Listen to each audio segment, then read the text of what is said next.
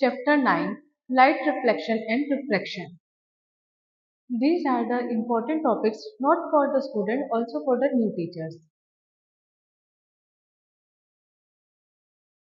Reflection of light, sign convention for spherical mirror, mirror formula and magnification, spherical mirror, image formation by spherical mirror, refractive index, refraction by spherical lens, refraction of light, refraction through a rectangular glass slab, lens formula and magnification, power of lens, formation on by lens and their ray diagram, sign convention for spherical lenses. We will start from the topic light. What is light? Light is the form of energy that provides sensation of vision. What do you mean by sensation of vision? For example, twinkling of stars, colors of rainbow, image formation by mirrors. आखिर ये सब होता कैसे है? ये सभी चीजें हमारे लाइट की वजह से ही हो सकती है। अब लाइट की वजह से ये सब होता कैसे है, ये हम चैप्टर में आगे डिटेल में पढ़ेंगे। सबसे पहले हम जानेंगे कि लाइट की प्रॉपर्टीज क्या क्या होती है। सबसे पहला पॉइंट, हमारी जो लाइट होती है वो एक इलेक्ट्रोमैग्नेटिक वेव है, जिसका मतलब क्या होता है कि उसे कहीं भी ट्रेवल करने के लिए कोई मीडियम की नीड नहीं है। Second point, light tends to travel in a straight line. अब इसका क्या मतलब होता है कि हमारी जो लाइट है वो स्ट्रेट लाइन में मूव करती है, ट्रेवल करती है। लेकिन क्या इसका मतलब ये है कि वो किसी और फॉर्म में नहीं हो सकती है? तो इसका मतलब ये बिल्कुल नहीं है, क्योंकि हमारी जो थर्ड प्रॉपर्टी है वो यही है कि जो हमारी लाइट होती है वो एक डुअल नेचर में वर्क करती है। जैसे कि वो एक वेव फॉर्म में भी मूव कर सकती है और एक पार्टिकल फॉर्म में भी मूव कर सकती है।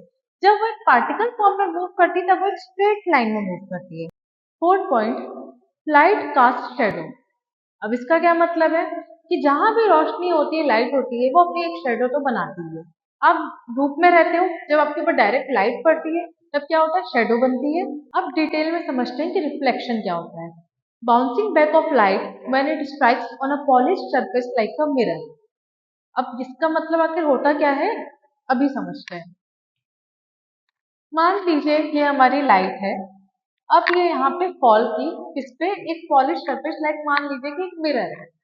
अगर ये मिरर पे लाइट फॉल करेगी तो ये क्या हो रहा है, बाउंस बैक हो रहा है। इसे हम कहते हैं रिफ्लेक्शन। लॉ ऑफ रिफ्लेक्शन पढ़ने से पहले हम कुछ टर्म्स की मीनिंग समझ लेते हैं।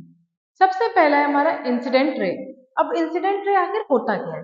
जब हमारी लाइट स्ट्राइक करती है एक प्लेन मिरर पे तब हम उसे इंसिडेंट रे कहते हैं, और वही जब रे बाउंस बैक करती है तब हम उसे रिफ्लेक्टेड रे कहते हैं। और ये जो बीच में आपको परपेंडिकुलर दिख रहा है, आखिर इसका काम क्या है? इसे हम नॉर्मल कहते हैं। ये हमारे इंसिडेंट रे और रिफ्लेक्टेड रे के बीच में डिवाइड करती है।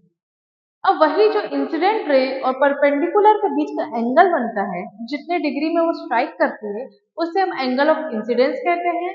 और उसी तरह जो रिफ्लेक्टेड रे और परपेंडिकुलर के बीच का एंगल होता है, हम उसे एंगल ऑफ रिफ्लेक्शन कहते हैं। तो यहाँ तक अगर आपको क्लियर हो गया है तो आप लॉ ऑफ रिफ्लेक्शन को बहुत इजीली समझ सकते हैं। लॉ ऑफ रिफ्लेक्शन का फर्स्ट लॉ है कि हमारा एंगल ऑफ इंसिडेंस हमेशा ही एंगल ऑफ रिफ्लेक्शन के इक्वल होगा, जिसका मतलब ये है कि जितने भी डिग्री में हमारी इंसिडेंट रे फॉल करेगी, जितना एंगल वो बनाएगी, उसी सेम एंगल पे ही वो बाउंस बैक करेगी। लॉ ऑफ रिफ्लेक्शन का सेकेंड लॉ है कि हमारे इंसिडेंट रे, रिफ्लेक्टेड रे और नॉर्मल हमेशा एक ही प्लेन पर ही लाई करेगी। यानी जब भी हमारी इंसिडेंट रे बनेगी, जो हमारा परपेंडिकुलर नॉर्मल बनेगा, और जब वो बाउंस बैक करके रिफ्लेक्टेड रे बनेगी, ये सब एक ही प्लेन पे ही होगा ऑलवेज। अब हम आगे बढ़ते हैं कि इमेज क्या होती है। इमेज हमारी तब बनती है जब कोई भी दो लाइट रेज या तो एक्चुअली में मीट कर रही हो या इट अपीयर्स टू मीट, यानी कि हो सकता है कि हमें लग रहा हो मीट कर रही हो बट असल में वो मीट ना करे।